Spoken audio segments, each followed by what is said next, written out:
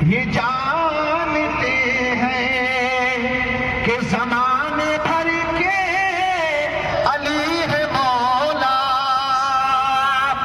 زمانے والے یہ جانتے ہیں زمانے بھر کے علی ہے مولا، اور دراصل مولا علی کو مولا، دراصل مولا علی کو مولا بنانے والا میرا نبی ہے، دراصل مولا علی کو مولا بنانے والا میرا نبی ہے، جہاں سے ظلم و ستم کے بادل ہٹانے والا میرا نبی ہے۔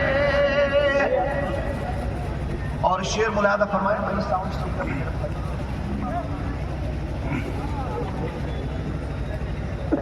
یہ چاند جس کو آواز بڑھا کر رکھو، تم آواز بڑھا کر رکھو، یہ چاند جس کو اور بڑھو، یہ چاند جس کو زمانے والے ابھی بھی اللہ بنا رہے ہیں، یہ چاند جس کو زمانے والے ابھی بھی اللہ بنا رہے ہیں، اسی کو بچپن میں انگلیوں پر، اسی کو بچپن میں انگلیوں پر نچانے والا میرا نبی ہے، اسی کو بچپن میں انگلیوں پر نچانے والا میرا نبی ہے۔ درود پاک پڑھیں، اللہم صلی اللہ،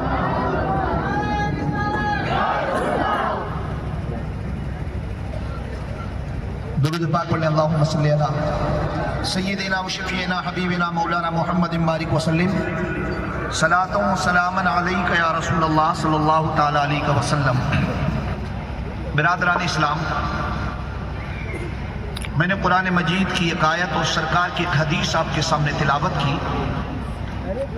رب فرماتا ہے انا اکرمکم عند اللہ اتقاکم، اللہ کی بارگاہ میں عزت، عظمت، جاہ و حشمت، مرتبہ،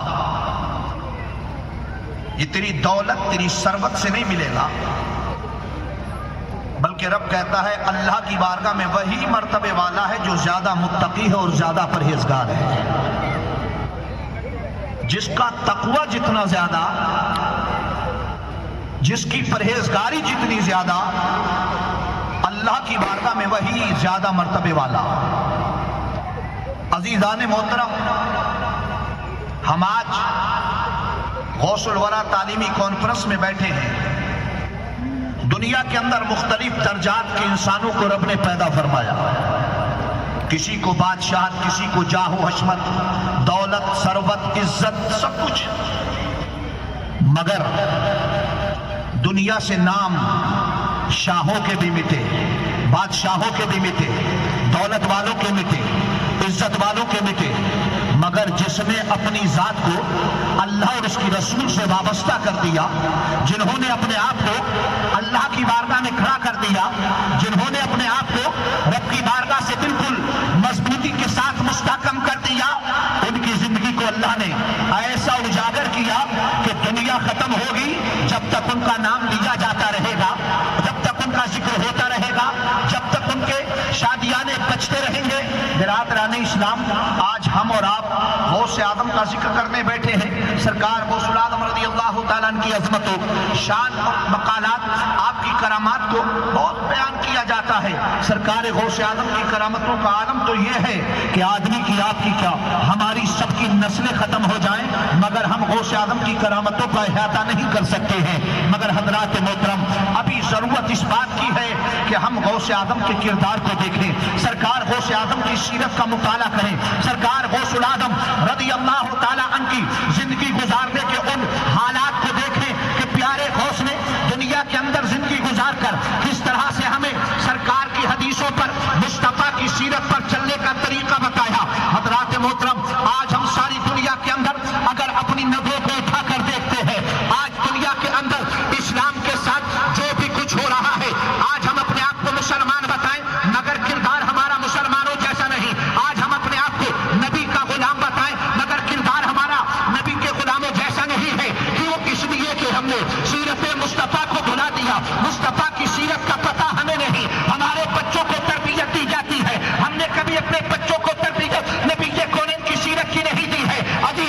मोहतरम, इसलिए याद रखो, अगर दुनिया में अभी भी सच्चाई है, दुनिया के अंदर अगर अभी भी आपको सरबुलंदी चाहिए तो एक ही तरीका है, और वो तरीका ये है कि नबी के गुलाम हो जाओ। इधर मुस्तफा के गुलाम हो गए, दुनिया में अल्लाह ताला तुम्हें सारी दुनिया का इमाम बना देगा। अज़ीज़ान मोहतरम, इसलिए इतना याद रखना होगा कि आज हम अपने किरदार को देखें। आज हर बंदे को देखा जाए, कहने को मुसलमान बताता है अपने आप को, मगर किरदार मुसलमानों जैसा नहीं, जाहिर में मुसलमान जैसा नहीं, बातिन में मुसलमान जैसा नहीं। आज सारी दुनिया आगे बढ़ने की कोशिश कर रही है, मैं उससे आगे हो जाऊं, मैं उससे आगे हो जाऊं, मैं उससे आगे हो जाऊं। मैं कहूंगा मेरे भाई, आगे बढ़ने की बात छोड़, 1450 साल पीछे जा। अगर तू 1450 साल पीछे जाएगा तो तू समझ ले कि दुनिया में सबसे आगे हो जाएगा।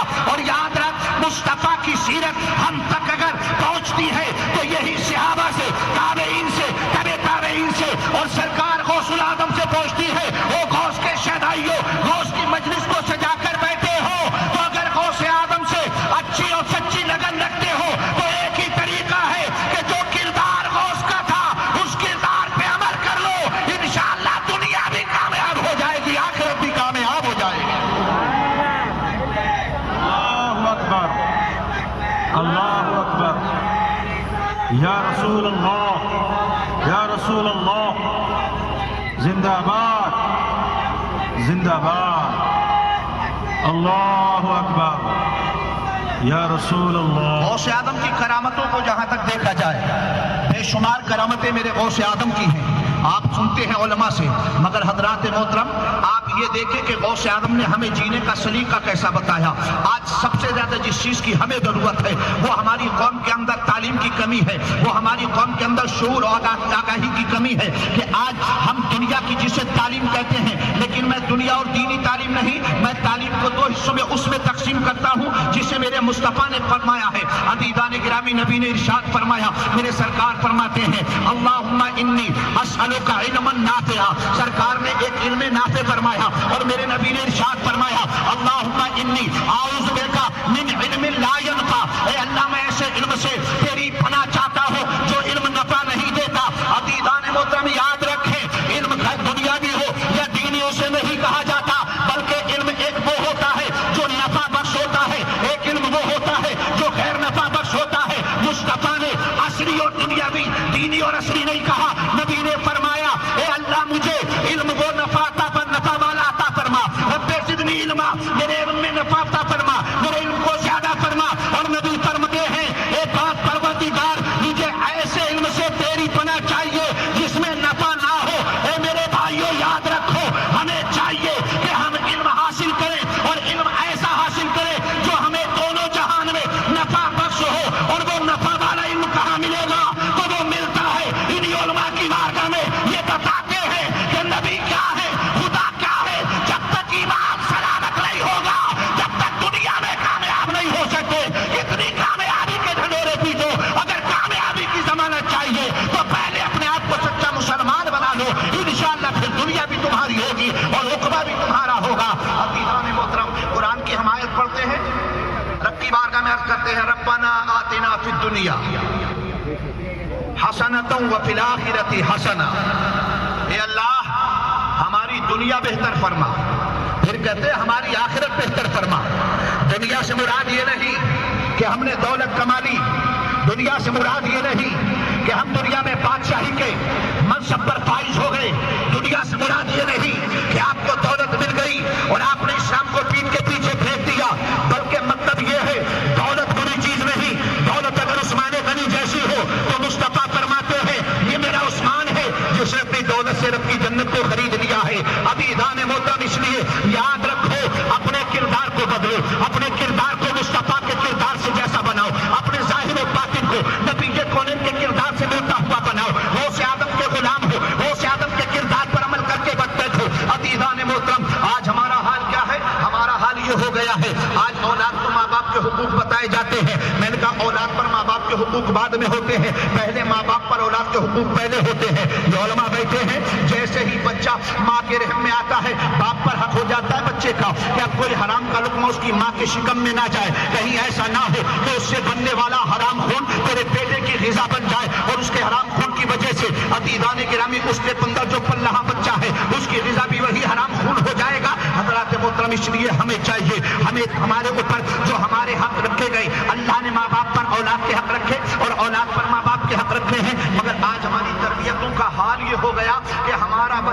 پڑھ لکھ کر کے بڑا ہو جاتا ہے مگر ایک سچا مسلمان نہیں بن پاتا ہے، پڑھ لکھ کر کے بہت بڑا ڈگری ہولڈر ہو جاتا ہے مگر ہمارا بچہ اچھا مسلمان نہ بن سکتا ہے۔ کیوں؟ اس لیے کہ علم حاصل کیا نہیں، اس نے کبھی مصطفیٰ کی شریعت کو دیکھا نہیں، وہ دنیا کے پیچھے چلتا رہا۔ میں نے کہا سن، دنیا کے سارے علوم حاصل کرو، دنیا کی ساری ڈگریاں حاصل کرو، مگر پہلے ان علوم کا حاصل کرنا فرض ہے، انہیں پہلے حاصل کر لو تاکہ تیرا بچہ کبھی دین کا غدار نہ بنے، تاکہ کبھی تیرا بچہ مصطفیٰ کا غدار نہ بنے۔ اس لیے کہ دنیا اور آخرت کی کامیابی اگر کسی چیز میں ہے تو وہ صرف اس میں ہے کہ تیرا بچہ نبی کا بھی وفادار رہے، آل نبی کا بھی وفادار رہے۔ اگر یہ تیرے بچے کا کردار ہوگا تو پھر تو بھی کامیاب ہے، تیری اولاد بھی کامیاب ہے۔ نعرہ تکبیر، نعرہ رسالت، جشن غوث الورا، علماء اہل سنت۔ برادران اسلام، آج حال ہو گیا ہمارے بچوں کے پاس علم نہیں ہے۔ یہ تعلیمی کانفرنس ہے، غوث اعظم کا کردار کیا تھا؟ سرکار غوث العظم کو کسی کے سامنے زانو تلمس طے کرنے کی ضرورت نہیں تھی۔ کیوں؟ اس لیے کہ جو بچہ اپنی ماں کے شکم میں 18 پاروں کا حافظ پیدا ہو، کیا ضروری ہے کسی کے سامنے جا کر کے وہ علم حاصل کرے؟ اللہ تعالیٰ جسے دنیا میں آنے سے پہلے ہدایت کا شہنشاہ بنا رہا ہے، اسے کیا ضرورت تھی کہ وہ کسی کے سامنے جا کر کے علم حاصل کرنے کے لیے بیٹھتا؟ مگر نہ، غوث اعظم کا پورا کردار مصطفیٰ کی جھلک ہے۔ غوث اعظم کسی کے سامنے اگر تعلیم حاصل کرنے کے لیے بیٹھ رہے ہیں تو اس کا مقصد یہ ہے، بتانا یہ چاہتے ہیں کہ دیکھو بغیر علم کے آپ یہ نہیں پہچان سکتے ہو کہ انسانیت ہے کیا۔ غوث اعظم جب جا رہے ہیں تو بتانا یہ چاہتے ہیں کہ سنو، بغیر علم کے آپ اللہ کی حقیقت کو نہیں جان سکتے، اور اللہ کی حقیقت کو چھوڑو، آپ اپنی ماہیت کو نہیں جان سکتے کہ علم اگر نہیں ہوگا تو آپ کوری کالی کوٹری کی طرح ہو کر کے رہ جائیں گے۔ عزیزان گرامی، مگر وہ غوث اعظم ہے، وہ شیخ عبد القادر جیلانی ہے جس کو اللہ نے کتنا بڑا مقام عطا فرمایا۔ اس کے حوالے سے بات یاد آتی ہے، حضرت امام جعفر صادق رضی اللہ تعالیٰ، جانتے ہیں نا؟ حضرت امام جعفر صادق نے لکھا اپنے مکاشفے میں، فرماتے ہیں ایک دن آپ کی جو تاریخ وفات ہے وہ 15 رجب المرجب ہے، جس میں ہم لوگ کنڈے کی فاتح کرتے ہیں، مگر فرماتے ہیں سن 140 ہجری ہے، 11 رجب المرجب ہے، 12ویں شب آ چکی ہے۔ کہتے ہیں میں اپنے تمام اوراد و وظائف سے فارغ ہونے کے بعد بیٹھا ہوا مراقبے میں ہوں، اتنے میں کانوں میں صدا آتی ہے کہ اے امام جعفر، اے بیٹا، ذرا اب تم اپنے اوراد و وظائف کو چھوڑو اور عالم رویا کی طرف توجہ کرو۔ کہتے ہیں میں نے توجہ کی ہے، عالم رویا کی طرف جب توجہ کی تو کہتے ہیں میری آنکھوں کے سامنے سے کشف کے پردے ہٹے، میں نے دیکھا ایک بہت ہی عالی شان خیمہ بنا ہے، خیمے میں دیکھا ایک عالی شان تخت بچھا ہے جس پر پیارے مصطفیٰ صلی اللہ تعالیٰ علیہ وسلم جلوہ فروز ہے۔ کہتے ہیں 11 اہل بیت اطہار میں سے لوگ وہاں بیٹھے ہیں، حسنین کریمین کی روح مبارکہ ہے۔ کہتے ہیں سرکار نے قریب بلایا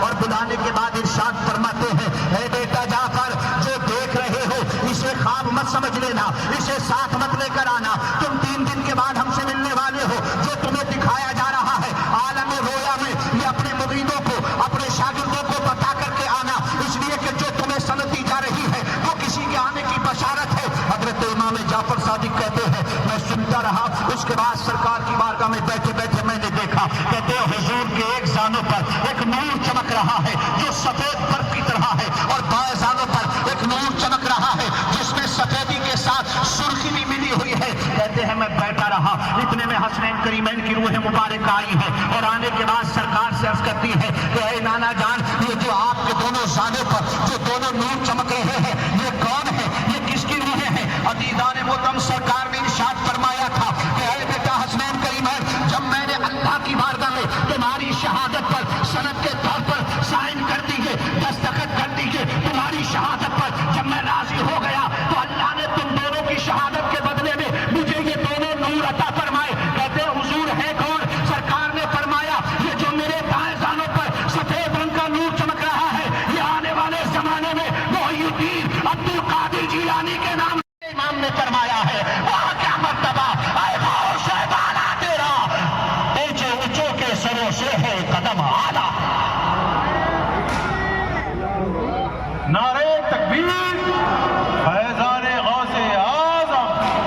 علماء اہل سنت، نعرہ تکبیر، یہ غوث آدم ہے، رسالت، یہ غوث آدم ہے، یہ غوث آدم ہے۔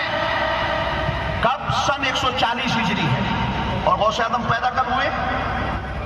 471 ہجری میں، یعنی کہ پیدا ہونے سے تقریباً 300 سال پہلے جس عبد القادر کی سلطنت اور ولایت کو مصطفیٰ حضرت امام جعفر صادق کو ان کی خواب میں بشارت کے طور پہ عطا فرما رہے ہیں، اس غوث کے مرتبے کو ہم اور آپ کیا سمجھیں گے؟ لیکن عزیزان گرامی، اس غوث نے کردار کیا دیا ہے؟ سرکار غوث العظم نے علم حاصل کیا ہے، سیدنا سرکار غوث العظم کس طرح